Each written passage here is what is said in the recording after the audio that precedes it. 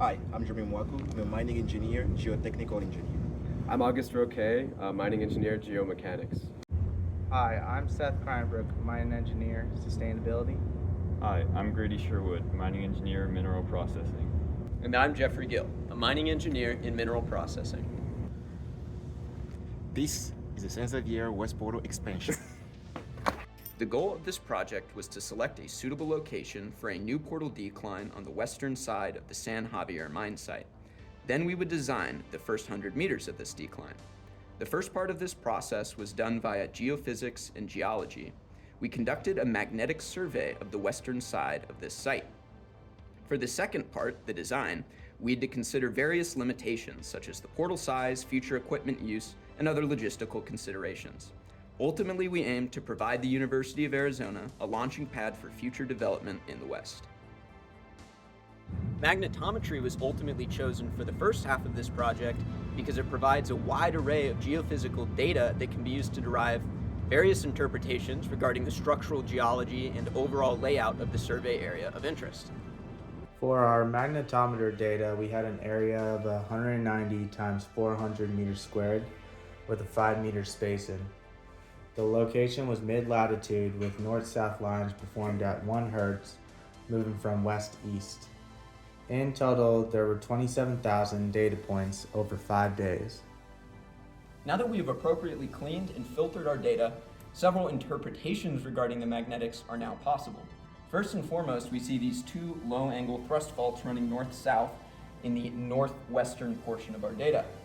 There's a scattering of dikes in the southeast, and in general, below this highly magnetic northeastern corner, this rock type tends to be pretty inconsistent. Property managers are familiar with it, and it tends to be pretty unfavorable for development and the expansion of a new portal. For this reason and many more, the area of optimal interest for the location of the new portal is this northeastern corner. While magnetometry helped reduce our potential entrance locations by around 80%, several options still warranted a more in-depth comparison. To do so, a risk matrix was created wherein the best option eventually won out. This option benefited from high strength in the magnetics data category, as well as adequate cover for a portal entrance. Moreover, it had sufficient access to infrastructure such as power and water. Within the northeastern corner, dolomite is the dominant rock type. This is advantageous for us because dolomite is more competent compared to other rocks in the surrounding region. Moreover, this location that we chose reduces the required cut volume, providing a sufficient amount of cover quickly. We went out in the field to collect our rock mass rating on our dolomite sample, which included the uniaxial compressive strength, the geologic strength index, the rock mass rating, which are key components to determine the Hooke-Planck constant, which are numbers that will be used in our modeling software RS2 and Slide 2. From the sample we've collected from the wash at the Saint Xavier mine, this is our soil sample that will be used to test the moisture, the proctor compaction, the Atterberg limit, and the dry sieve. This is an example of the proctor compaction, which will be used to determine how much compaction the road needs to be for all the equipment that will be driven on site. We don't want the roads to break, that's why we're conducting all of these tests. Our sponsor, the San Javier Mine, wanted us to design a portal in the first 100 meters of a decline that was capable of accommodating a 60-ton haul truck, requiring a 20-foot by 20-foot entrance. The mine also requested that our design did not exceed a grade of 15% to reduce wear and tear on machinery and improve entrance visibility. The San Javier Mine plans to use the west decline for the testing of proprietary equipment at high speeds and low grades. So our goal for the first 100-meter decline design was to provide our sponsor with plans that set them up for successful future advancements. The decline will be placed 10 feet below existing ground, achieving 10 feet of cover at the portal entrance. Within the first 90 feet of advance, the decline will have a 2-to-1 cover ratio, and at the end of the 100-meter advance, we will be 72 feet below ground. The decline is composed of 3 separate sections, each with their own grade. The first entrance section will have a 10% grade, the middle section will have a 15% grade to achieve cover quickly, and the last section will be 12%. We started our portal cut design 10 feet below the existing ground so that we had adequate room to install 8-foot rock bolts for support. We also decided to design our cut at a 15% grade because we're portaling into a hill of low prominence and wanted to minimize the amount of material that needed to be removed. Our final cut design ended up with 140-foot wing walls sloping up at a 70-degree angle, requiring the removal of 2,800 cubic yards of material. Using the rock mass characteristics that we found in the field, we were able to come up with two separate models using the rock science software Slide 2 and RS2. In Slide 2, we determined that a 70-degree slope angle of the outer walls of the decline will be sufficient to keep a factor of safety above 2.5, meaning no support is required.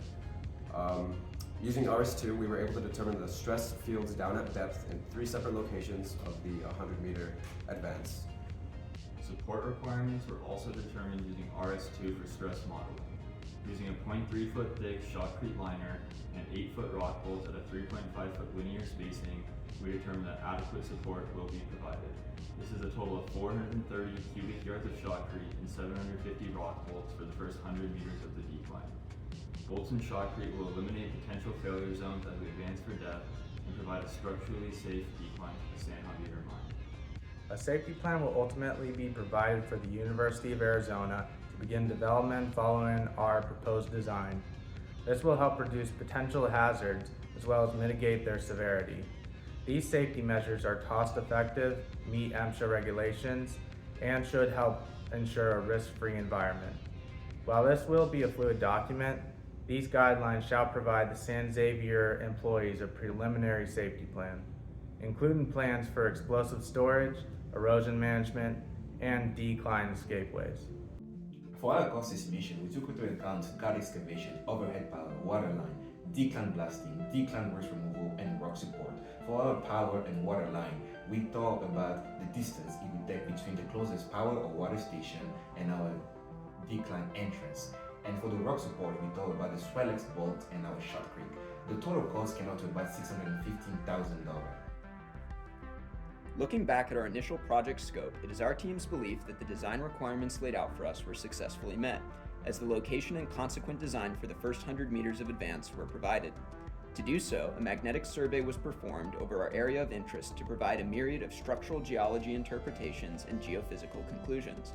Ultimately, this helped reduce potential entrance locations by around 80%. From there, an extensive analysis between several entrance location options was performed. This yielded a coordinate location of the new western portal decline. The final design of the decline, which relied upon a wide array of geomechanical considerations, consists of a spiral descent. 0.3 foot shotcrete and rock bolts were selected to provide adequate support throughout the advance. Ultimately, our team succeeded in meeting the design limitations provided for this expansion. With a final estimated project cost of $615,000, our projected expenses for the West Portal Decline project fell within a highly desirable range. We hope these first 100 meters of design help the University of Arizona and its Mining and Geological Engineering Department continue development in the region for years to come.